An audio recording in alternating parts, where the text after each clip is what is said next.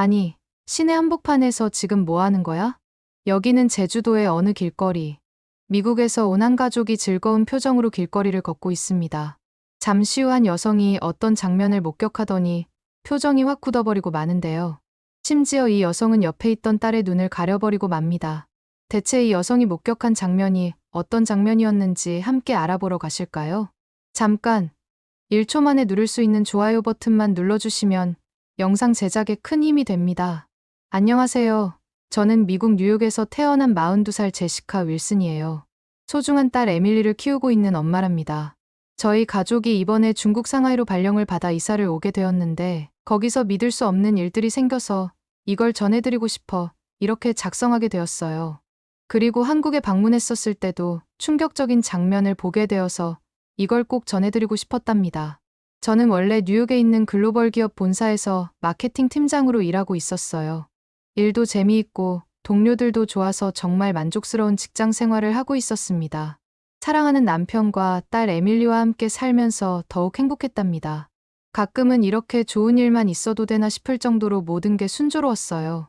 그러던 어느 날, 갑자기 제가 중국 상하이 지사로 발령이 났다는 소식을 들었어요. 워낙 갑작스럽게 내려진 결정이다 보니 정말 놀랍고 당황스러웠습니다. 사실 평소에 중국에 대해서는 좋지 않은 인상을 가지고 있었거든요. 그 말을 듣자마자 순간 머릿속이 하얘지면서 이게 무슨 날벼락인 거지? 라는 생각이 먼저 들더군요. SNS나 뉴스에서 중국인들의 비위생적이고 무례한 행동들을 많이 봤었어요. 공공장소에서 침 뱉기, 아무데나 쓰레기 버리기, 새치기 하기 등 말이에요. 그런 모습들을 보면서 중국은 정말 미개한 나라구나라고 생각했었어요. 여기서는 SNS에 나오는 중국인들처럼 행동하는 사람들을 찾아보기 힘들거든요. 이뿐만이 아니라 중국 음식에 대한 안 좋은 소문들도 많이 들었어요. 위생 상태가 좋지 않은 길거리 음식, 가짜 식재료를 사용하는 문화와 심지어 유해한 첨가물을 넣은 식품들까지 있다는 소문 말이에요. 이런 이야기들을 계속해서 듣다 보니 중국에 대한 거부감이 커진 건 당연한 일이겠죠. 가족들 모두가 그런 곳에서 살아야 한다는 생각에 가슴이 답답해졌습니다. 또 중국에 가장 큰 문제가 있잖아요. 바로 대기오염 말이에요. 중국 하면 뉴스에서 본 스모그에 가득 뒤덮여버린 도시의 모습들이 떠오르는데 그런 환경에서 저희 가족이 살아야 한다고 생각하니 숨이 막힐 것 같았어요. 특히 에밀리의 건강이 걱정됐죠. 이런 생각들로 인해 처음에는 발령을 받아들이고 싶지 않았어요. 사실 처음 발령 소식을 들었을 때 저는 단호하게 거절했어요. 죄송하지만 저희 가족의 생활과 딸의 교육을 생각하면 중국으로 갈 수 없을 것 같습니다. 라고 말씀드렸죠. 회사에서도 제 상황을 이해한다며 한 번 더 고민해 달라고 했어요. 그런데 이틀 뒤 인사팀에서 저를 다시 불렀어요. 그리고는 정말 믿기 힘든 제안을 하더군요. 월급을 50%나 더 올려주는 것은 물론이고 주택보조금과 자녀 교육보조금, 주재원 수당까지 제공하겠다고 하더라고요. 거기다 2년 후 미국으로 복귀해서 승진까지 보장해준다니 솔직히 말해서 이런 조건을 거절하기가 정말 어려웠습니다. 그때부터 머릿속이 복잡해졌어요. 이런 기회가 다시 올까 하는 생각과 함께 이렇게 좋은 조건을 제시하는 걸 보면 정말 중국으로 가려고 하는 사람이 없구나라는 생각도 들었죠. 한편으로는 평생 중국에서 사는 게 아니니 잠깐 2년 정도 다녀오는 건 괜찮지 않을까 하는 생각이 들었어요. 고민 끝에 남편과 다시 의논을 했어요. 남편도 처음에는 반대했지만 회사의 파격적인 제안을 듣고는 한 번 더 생각해보자고 하더라고요. 여보, 이런 기회가 흔치 않을 것 같아. 우리가 잘 준비하면 중국에서도 잘 지낼 수 있지 않을까? 라고 말하는 남편의 눈빛에서는 뭔가 할 수 있다는 믿음이 보이는 느낌이었습니다. 저와 남편은 밤새 중국과 관련된 이야기를 나누며 장단점을 꼼꼼히 따져봤어요. 한편으로는 저희가 살고 있는 미국과는 정반대에 가까운 새로운 문화들을 가지고 있다 보니 좀 더 넓은 시야를 가질 수 있는 기회라는 생각이 들었지만 다른 한편으로는 익숙한 환경을 떠나서 남편과 에밀리는 말도 거의 통하지 않다 보니 무슨 일이라도 나면 어떡하지 하는 걱정이 커지더군요. 그렇게 고민하다가 결국 저희는 중국으로 가기로 결정했어요. 회사의 파격적인 제안을 거절하기엔 너무나 아쉬웠고 에밀리를 또 키우려면 돈을 많이 벌 수 있을 때 버는 게 좋을 것 같다고 생각이 들었거든요.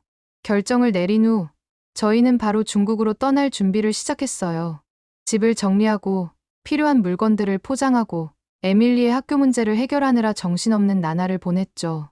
에밀리에게 중국으로 간다는 사실을 알렸을 때 처음에는 생각한 것보다 훨씬 좋아하더군요. 새로운 나라에 가서 살게 된다는 게 모험처럼 느껴졌나 봐요. 하지만 그 친구들과 헤어져야 한다는 사실에 슬퍼하기 시작했어요. 이걸 달래주느라 한동안 고생 좀 꽤나 했답니다. 드디어 중국 상하이에 도착한 날, 저희 가족은 큰 충격을 받았어요. 공항에서 나오자마자 느껴지는 텁텁한 공기와 많은 사람들로 북적이는 거리, 이해할 수 없는 간판들까지 모든 것이 낯설고 혼란스러웠어요. 택시를 타고 회사에서 제공한 아파트로 가는 동안 창밖으로 보이는 풍경은 확실히 미국과 다른 세상 같았어요. 그 후 중국에서 적응하는 과정은 정말 힘들었어요. 예상했던 것보다 더 다른 문화와 환경에 적응해야 했거든요. 에밀리가 어느 순간부터 습관처럼 미국으로 돌아가고 싶다고 말을 하기 시작했고 가슴이 찢어지는 것 같았어요. 특히 음식 문제가 가장 컸어요. 익숙한 미국 음식을 찾기 어려웠고 중국 음식은 입맛에 맞지 않았거든요. 에밀리는 매일 양꼬치가 아닌 스테이크를 먹고 싶다고 투정을 부렸습니다. 슬프게도 중국에서 일하기 시작하면서 저희 가족의 삶은 더욱 어려워졌어요. 언어 장벽도 힘든데 거기에 문화 차이까지 겪는 거니 어떻게 보면 당연한 거라고 생각해요. 한 번은 회사에서 중요한 미팅이 있었는데 통역이 제대로 되지 않는 바람에 큰 실수까지 할 뻔했다니까요. 중국어로 계약이라는 단어를 취소로 잘못 이해해서 거의 대형 사고를 칠 뻔했던 거예요. 중국어는 꽤 공부했다고 생각했는데 이런 단순한 실수를 해서 얼마나 당황스러웠는지 모른답니다. 이런 식의 실수가 반복되다 보니 저는 점점 자신감을 잃어갔어요. 회의 때도 항상 긴장하게 됐고 동료들과 소통하는 걸 무서워하게 되더라고요. 중국인 동료들은 제가 이해하지 못할 정도로 빠르게 중국어로 대화를 나누곤 했어요. 저는 그저 멍하니 앉아있을 뿐이었죠. 한동안은 출근하기 싫다고 생각하기도 했답니다. 매일 아침 회사로 향하는 게 정말 전쟁이었어요. 일상생활에서도 어려움이 많았어요. 중국어를 써야 하는 상황들이 생길 때마다 제가 없으면 많이 힘들었거든요. 물론 저도 중국어가 많이 부족하긴 하지만요. 택시를 탈 때라든지 음식 주문할 때라든지 간단한 일들도 남편과 아이에겐 크게 마음먹고 해야 하는 일들이었습니다. 한 번은 남편과 에밀리가 저 없이 택시를 타고 집에 가려고 했는데 주소를 제대로 전달하지 못해 전혀 다른 곳에 내리게 된 적도 있었다니까요. 어찌저찌 택시기사님과 통화를 해서 겨우겨우 집에 왔었지만 이런 부분이 많이 불편했어요. 사실 처음에는 남편한테 통역 앱을 사용하라고 했는데 중국에서 다운로드한 통역 앱을 확인해보니 잘 만들지 못해서 그런지 오역할 때도 많더군요. 그러다 어느 날 에밀리가 친구한테 상하이 디즈니랜드 다녀왔다는 얘기를 우연히 듣게 됐어요. 에밀리한테는 어렸을 때 미국에 살다 와서 영어가 가능한 친구가 한 명 있었거든요. 사실 그 얘기를 듣자마자 미국에 있을 때 에밀리와 디즈니랜드에 갔던 추억이 떠오르더군요. 에밀리가 미국에 있을 당시에 디즈니랜드를 정말 좋아했거든요. 미국에 살 때는 1년에 4번씩은 꼭 디즈니랜드에 갔을 정도랍니다. 에밀리에게 디즈니랜드는 그야말로 꿈의 나라였어요. 디즈니 공주들을 만나고 신나는 놀이기구를 타고 화려한 퍼레이드를 보는 것이 에밀리에겐 세상에서 가장 행복한 일이었을 거예요. 에밀리도 중국에 와서 적응하기도 힘들어하고 중국에 좋은 추억이 쌓이면 좀 정을 붙이고 지낼까 싶어서 함께 디즈니랜드에 가자고 했어요. 역시나 에밀리도 너무 좋아하더군요. 상하이 디즈니랜드에 도착했을 때의 모습이 사실 처음에는 정말 기대됐어요. 특히 여러분들도 아시다시피 디즈니랜드는 아이들이 엄청 좋아하는 놀이공원이잖아요. 그동안 중국 생활에 지쳐있던 저희 가족을 힐링시켜줄 거라고 생각했습니다. 입구에 들어서자 화려한 장식과 신나는 음악들이 저희를 반기더라고요. 에밀리는 미키마우스 모자를 쓰고 정말 행복해 보였죠. 하지만 기대와 달리 실망스러운 일들이 계속 일어났어요. 막상 디즈니랜드에 들어가 보니 사람들이 정말 많더라고요. 그것도 모자라 놀이기구를 타려고 줄을 서는데 계속 새치기를 하는 사람들이 있었어요. 더운 날씨에 땀을 뻘뻘 흘리면서 기다리는데 뒤에서는 자꾸 밀어대고 앞에서는 새치기하고 있더라고요. 처음에는 그러려니 했는데 계속해서 저희 앞에 새치기를 하는 모습을 보니 점점 화가 나기 시작하더군요. 어떤 놀이기구는 줄을 섰는데 대기 시간이 3시간이나 된다고 하더라고요. 그나마도 계속 새치기 하는 사람들 때문에 실제로는 더 오래 기다려야 했어요. 더운 날씨에 지쳐가는 에밀리를 보면서 마음이 아팠습니다. 주변을 둘러보니 다른 사람들도 비슷한 상황이더라고요. 어떤 사람들은 지쳐서 바닥에 앉아있기도 했어요. 그런데 이게 끝이 아니었어요. 사람들 사이에서 계속해서 싸움이 나는 걸 봤거든요. 날씨는 너무 덥고 기다리는 시간은 길어지니까 사람들의 불쾌지수가 극도로 높아진 것 같았습니다. 저희 앞쪽에서 갑자기 엄청 큰 소리가 들리더니 4명의 사람들이 서로 밀치고 있는 걸 봤어요. 자세히 보니 두 쌍의 커플 같았는데 한쪽이 새치기를 했나 봐요. 처음에는 말다툼으로 시작했는데 순식간에 상황이 격해졌어요. 남자들끼리는 서로 멱살을 잡고 있었고 여자들은 머리채를 잡아당기고 있었죠.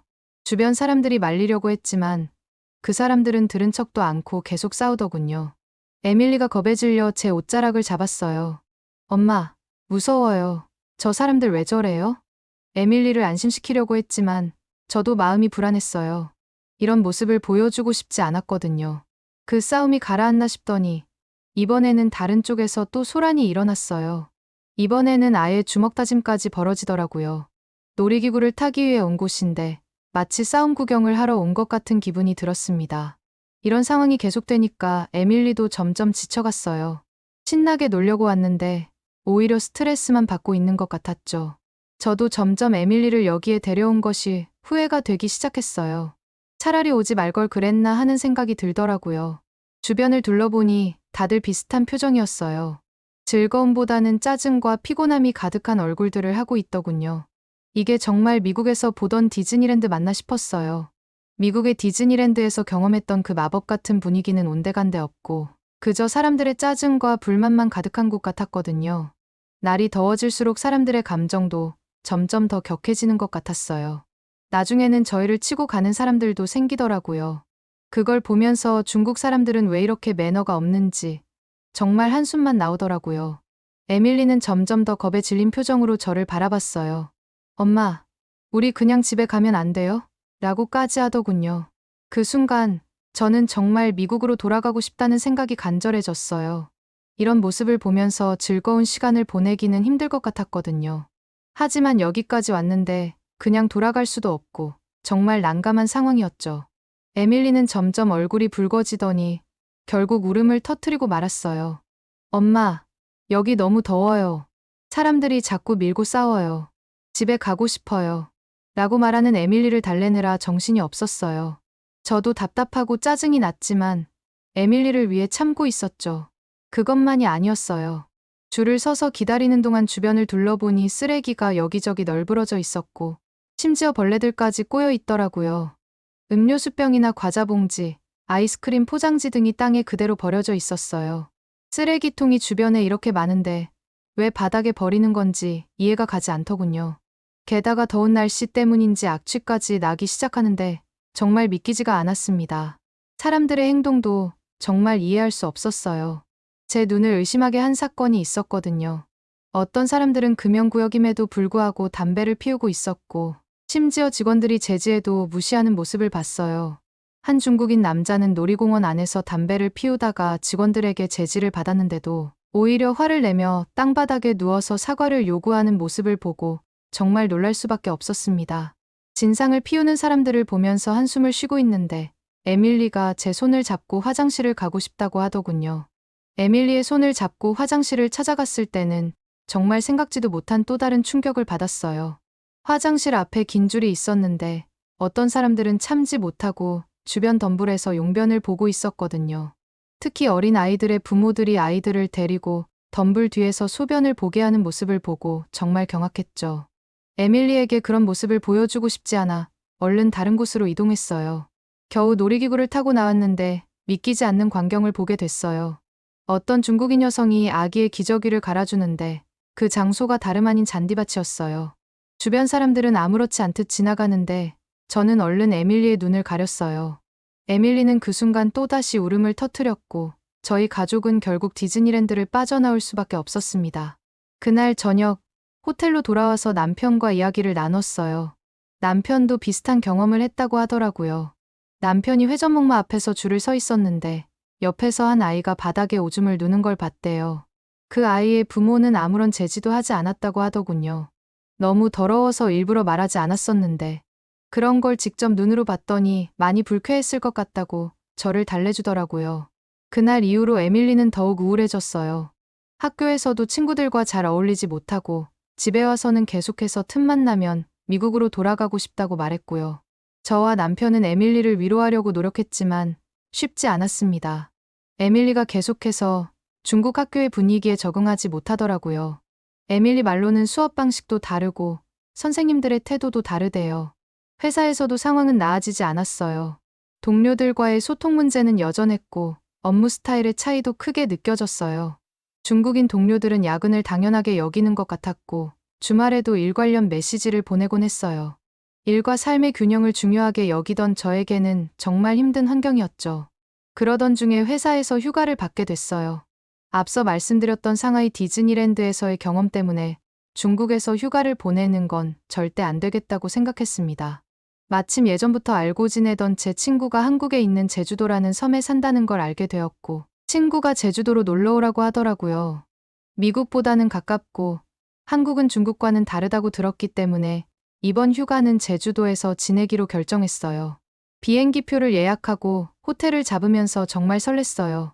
드디어 중국을 벗어나 깨끗하고 조용한 곳에서 휴식을 취할 수 있다는 생각에 마음이 들뜨더라고요. 에밀리도 새로운 곳에 간다는 사실에 신이 난 것 같았어요. 제주도에 도착하자마자 느낀 건 공기가 정말 깨끗하다는 거예요. 에밀리도 오랜만에 밝은 표정을 지었습니다. 공항에서 나오자마자 야자수가 저희를 반겨주더군요. 택시 타고 호텔 가는 길에 뭉게구름이 떠 있던데 구름까지도 마음에 들었답니다. 저희가 제주도에 왔을 때 날씨가 너무 좋더라고요. 제 친구 말로는 제주도는 날씨가 시시때때로 변해서 날씨가 좋기 힘들다던데 저희가 온 날부터 하늘이 맑고 바람도 적당해서 운이 좋은 거라고 하더라고요. 친구가 에밀리한테 농담으로 날씨에 요정이 왔나 보네라고 했어요. 그렇게 저희 가족은 친구와 함께 여러 관광지를 돌아다니면서 즐겁게 지냈어요. 성산일출봉에 올라가서 예쁜 일출도 보고 유람선을 타고 우도에 들어가서 바다 구경하고 말이죠. 에밀리는 특히 테디베어 박물관을 제일 좋아하더군요. 정말 오랜만에 별 걱정 없이 놀았던 것 같아요. 전 그중에서도 우도가 정말 좋더라고요. 에메랄드빛 바다의 하얀 모래사장, 뒤쪽에는 푸른 들판까지 마치 그림 같았어요. 워낙 좋다 보니 우도에서 보낸 하루는 정말 잊을 수 없을 것 같답니다. 에밀리는 제 친구와 함께 조개 껍데기도 주워 모으면서 신나게 뛰어다녔고 남편이랑 저는 해변을 걸으면서 오랜만에 단둘이서 이야기를 나눴어요.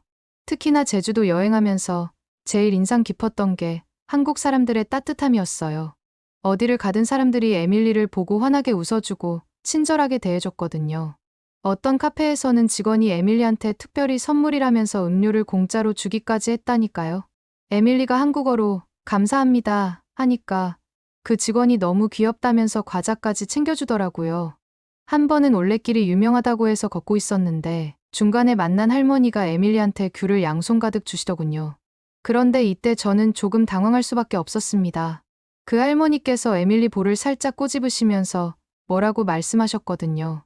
에밀리한테 뭐라고 하시는 건가 싶었죠. 더군다나 미국 정서상 이렇게 처음 보는 아이의 볼을 꼬집는 경우는 별로 없기에 더더욱 어떻게 해야 할지 모르겠더군요. 하지만 그때 옆에 있던 친구가 에밀리에게 예쁘다고 말하는 거라고 해석해주는 덕분에 할머니가 아기를 가지고 한 행동이 아니라는 걸 알게 되었어요. 하긴 지금 생각해보면 이렇게 귤을 많이 주는데 에밀리를 갑자기 구박하는 게 말이 안 되긴 하죠. 아무튼 그때 바로 이게 한국 사람들의 정이구나 싶었답니다. 에밀리도 제주도를 정말 좋아하는 것 같더라고요. 에밀리가 매일 밤에 일기를 쓰는데 제주도 와서부터는 일기장에 그림도 그리고 꽃잎도 말려 붙이더라고요. 한 번은 저한테 엄마, 우리 여기 살면 안 돼요? 라고 물어보기도 하던데 에밀리한테도 한국과 제주도는 특별한 곳이 된 것 같아요. 이렇게 하루하루 행복하게 지내다 보니 어느새 한국에서 지내는 시간이 우리 가족한테 힐링이 되고 있다는 걸 느꼈어요. 중국에서 지냈을 때처럼 스트레스를 받고 계속 불안해하던 게 며칠 안 되었는데도 언제 그랬냐는 듯 저희 가족의 온전한 모습을 되찾은 느낌이 들었답니다. 그런데 어느 날 제주 시내를 걷고 있을 때 충격적인 광경을 목격하게 됐어요. 길가에 있는 가로수 옆에 한 아이가 쪼그려 앉아 있었는데 가만히 보니 그 아이가 보리를 보고 있는 거 아니겠어요. 분명히 작은 것도 아니고 큰 거였어요. 더 놀라운 건 그 옆에 서 있는 여자가 아이의 엄마로 보이는데 전혀 아이를 말리지 않더군요. 한국에도 저런 이상한 사람이 있구나 싶었던 그때 그 여자의 입에서 나오는 말을 듣고 제 귀를 의심할 수밖에 없었습니다. 왜냐하면 아무렇지 않게 중국말을 했거든요. 그 순간 저는 상하이 디즈니랜드에서 봤던 끔찍한 광경이 떠올랐습니다. 정말 말 그대로 멘붕이 오더군요. 이런 광경을 보기 싫어서 중국을 벗어나서 한국까지 온 건데도 이런 광경을 보게 된 거니까요. 대체 어디로 가야 중국인들이 저렇게 진상을 피우는 모습을 보지 않을 수 있을까 하는 생각이 들었습니다. 결국 저는 에밀리의 눈을 한 번 더 가릴 수밖에 없었고 중국이라는 나라가 지긋지긋해지기 시작했습니다. 다행히 경찰이 빨리 와서 대처를 하는 것 같았지만 왜 이렇게까지 깨끗하게 관리되고 있는 한국에서까지 중국인들은 진상을 부리는 건지 이해가 가지 않더군요.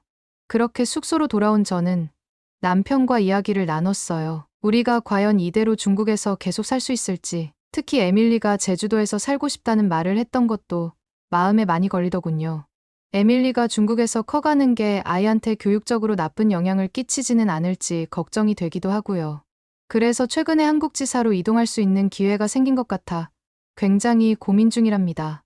물론 에밀리가 말했던 대로 저희 가족이 제주도에서 살기는 어렵겠지만 한국에서 살면 중국에서 살 때보다 훨씬 행복하지 않을까 싶거든요. 그래서 그러는데 한국의 서울에서도 중국인들이 제주도에서처럼 민폐짓을 하는 경우가 많이 있나요? 오늘의 사연은 어떠셨나요? 오늘의 사연이 마음에 드셨다면 좋아요만 한번 눌러주세요. 1초밖에 안 걸리지만 좋아요를 한번 눌러주시면 더 좋은 사연을 소개해드리는데 큰 힘이 된답니다. 긴 영상 시청해주셔서 감사합니다. 오늘도 행복한 하루 보내세요.